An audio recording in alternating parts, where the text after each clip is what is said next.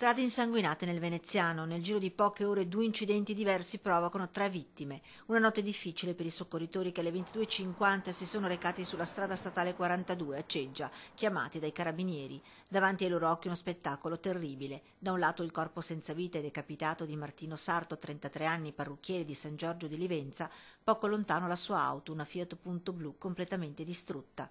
Un dolore impossibile da trattenere per un amico di famiglia giunto sul posto per vedere, cercare di capire. L'ho visto crescere. Non ci sono parole. Doveva essere una bella serata per Martino, la sua squadra del cuore aveva vinto. Avevo visto la partita della Juventus qui a Ceggia con gli amici.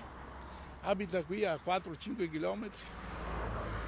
Strada dritta, si vede, non so, perché stava bene.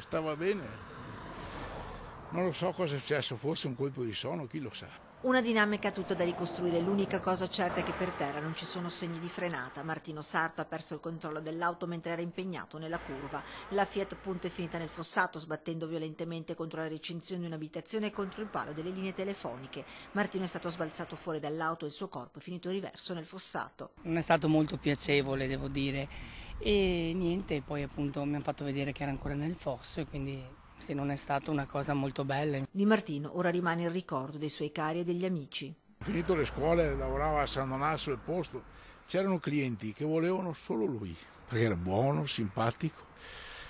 Abbiamo fatto una cena con degli amici 4 mesi fa a casa sua.